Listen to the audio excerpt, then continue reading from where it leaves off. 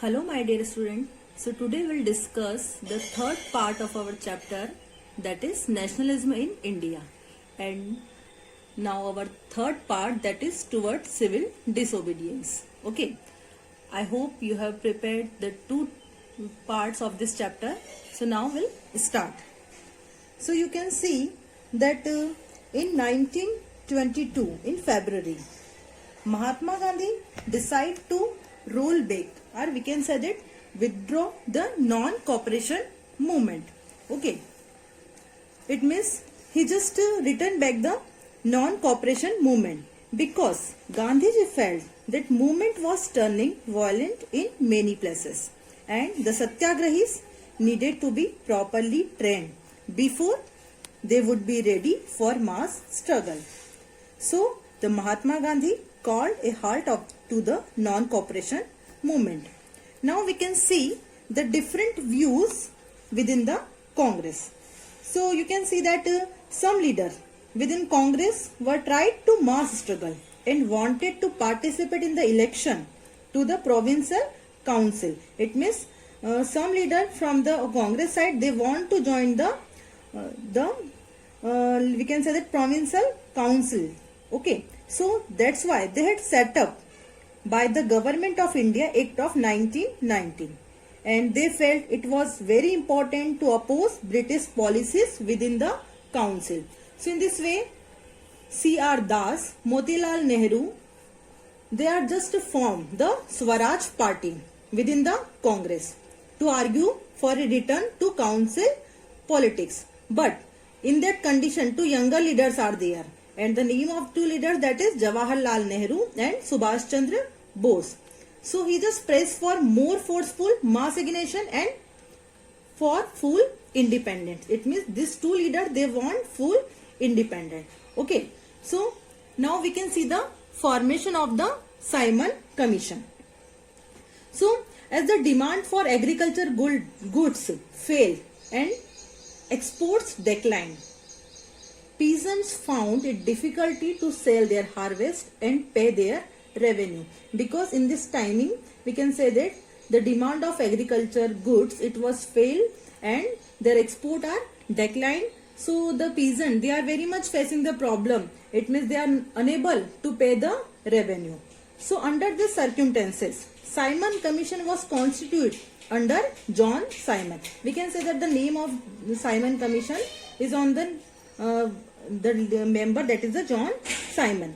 So what is the main objective of it? So we can say that the main objective of it were to review the functioning of the constitutional system in India and suggest changes. So we can say that Indian leaders, when the Simon Commission come to the India, so Indian leaders opposed the Simon Commission as there were no Indian in it. It means in this commission there were no any single member from the India. Okay. So when the commission arrived in India in 1928, just note it down the date, 1928, it was greeted with the slogan, Simon Go Back. And all parties, including the Congress and the Muslim League, participate in the demonstration. In October 1929, the Victory Lord Irwin announced an uncertain offer for Dominion status for India and a round table conference to discuss a future constitution. In December 1929, under the presidency of Jawaharlal Nehru, and the Lahore Congress formalized the demand of Purna Swaraj. Purna Swaraj, or we can say that full independence for India. And it was also declared that, it means in this term they have just declared that on 26 January 1930 would be celebrated as Independent Day. And when people were to take a pledge to struggle for complete independence, it means they have just declared that on 26 January 1930 we'll celebrate our Independent Day. Now we'll just move towards the Salt March and the civil disobedience movement. Okay. Mahatma Gandhi found that salt is a powerful symbol that could unite the nation. On 31st January 1930, Gandhiji sent a letter to Vickery Irving urging 11 demands. Okay, and some demands were of general interest and some were specific demand. These demands were different classes from industrialization to the peasants. So they have just sent a letter, and the letter also include the demand to abolish the salt tax. Okay, it means at the time of the British government there were salt tax also. So according to the Mahatma Gandhi, salt was one of the most essential food item and was consumed by both rich and poor in a same quantity. It means Mahatma Gandhi want that every person, either he are rich, either poor, they just consume the salt in a same quantity. Okay, so the tax on salt and the government monopoly over its production revealed the most cruel side of British rule. Okay, so we can say that this is the beginning of the civil disobedience movement. Civil disobedience movement, it means Savinay Avagya Andolan. Okay, so along with the 78 followers, Gandhiji started his march from Sabarmati Ashram on 12th March 1930 for Dandi, the coastal town of Gujarat. It means the Dandi is the place, the Dandi is the coastal town of Gujarat. And on 6th April, he reached Dandi and violated the salt law. He manufactured salt by boiling seawater. The march was over 240 miles, and this marked the beginning of the civil disobedience movement. In your book, you can see the picture. Figure 7, you can see the picture of the Dandi march. So we can say that as the movement spread, foreign clothes were boycotted and the liquor, we can say that the drink shops were picketed and peasants refused to pay revenue and the taxes, and village officers, they also resigned. In many places, forest people violated forest laws. So now we can say that the calling of the civil disobedience movement. So when peaceful satyagrahis were attacked, women and children were beaten and about 1 lakh people were arrested. So at the time when a prominent leader, Abdul Ghaffar Khan, was arrested on April 1930, an angry crowd demonstrated in Peshawar and several violent incidents were reported. In such a situation, Mahatma Gandhi once again decided to call off the movement and entered into a pact with Irving on 5th March 1931. And we can say that in December 1931, Gandhiji went to London for the round table conference. Okay, but the discussion was of no use and he returned disappointed.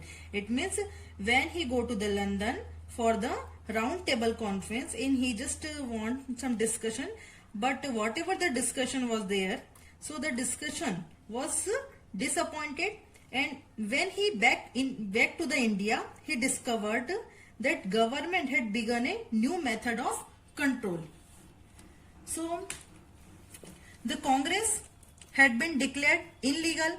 Abdul Ghaffar Khan and Jawaharlal Nehru both were in jail.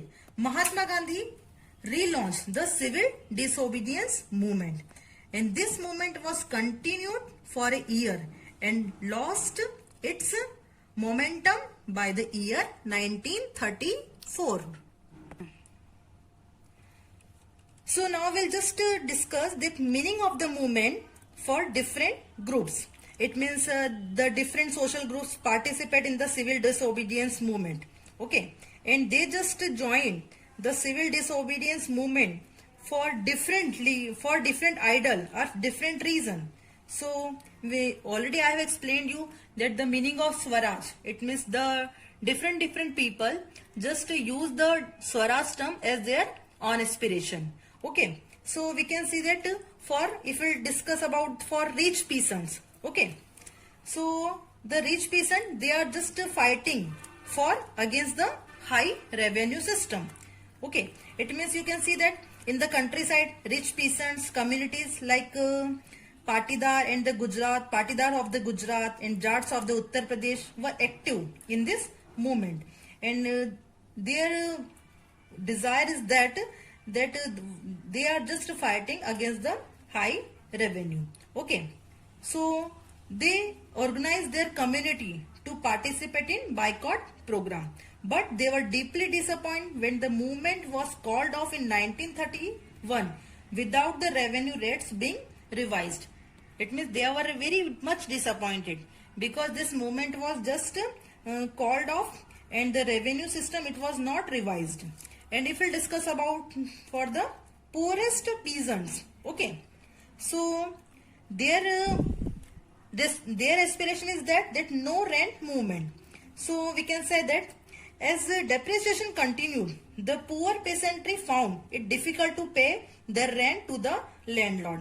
Okay, because already the depreciation is there. So they joined a variety of radical movement, often led by socialists and communists, in the hope that they would not have to pay the rent any further. It means they don't want to pay the tax. And if we'll discuss about for the industrialist, so the industrialist, they just joined the movement against colonial restriction on business.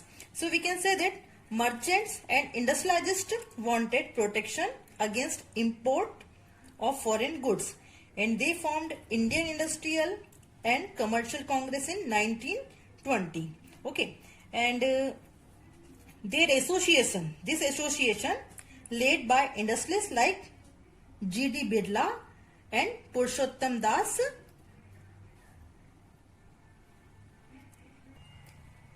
When the first civil disobedience movement was launched, they widely support it in the hope that business restriction would be lifted.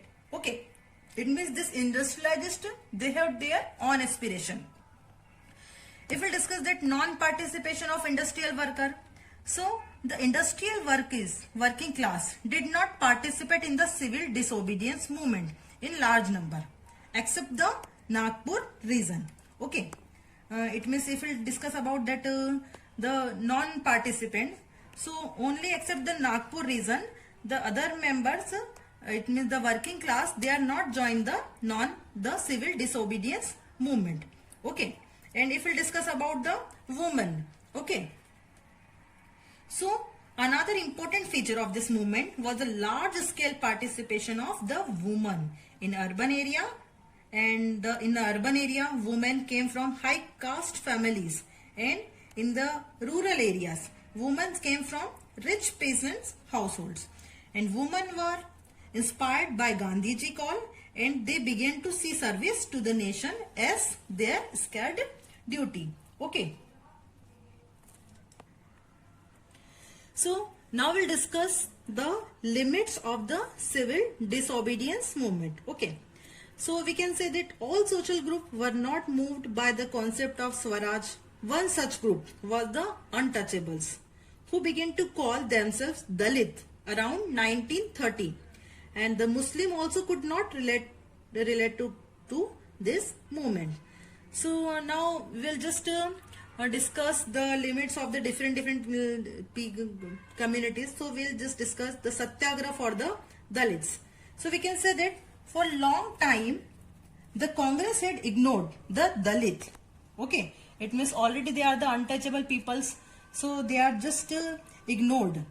So the Dalits, for fear of offending the, we can say that the Gandhiji called Dalit Harijan or the children of God. Okay, because to improve the condition of the Dalit, Gandhiji called Dalit people to the Harijan. Harijan, it means Hari ke Jan, we can say that the children of God. And Gandhiji believed that Swaraj would not come for 100 years if untouchability was not eliminated. Okay, it means according to the Gandhiji, firstly they just want to eliminate, हटाना चाहते थे untouchability. Okay, so Gandhiji organized Satyagraha for the Harijan to secure their entry into the temples and access to public well, tanks, road and school. Because the untouchable people, we can say that the Dalits, it is not allowed to them that they just enter into the temple. They can just send their children to the school. So first of all, Gandhiji want that they should their entry should be in the temple and public wells. They can just use the public well, tanks, etc. Okay.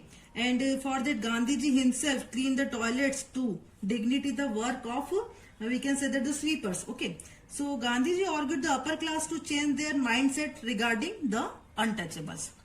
And if we'll discuss about the stand of the Dalit leaders, so Dalit leaders wanted a different political solution to the problem of their community. Okay. And they demanded reserved seats in educational institution and separate electorate they would choose. Okay, it means they also want to just they also want their own separate electorate. Okay, so for that we can say that Dr. Bhimrao Ambedkar, he organized the Dalit into the Depressed Classes Association in 1930, and his views differed with Mahatma Gandhi at the second round table conference by demanding separate electorate for Dalits. And when the British government admitted Ambedkar's demand, Gandhiji began a fast onto death. Okay, so Gandhiji believed that separate electorate for Dalit would show down the process of their integration into the main society. It means it is not good. Okay, according to the Gandhiji view.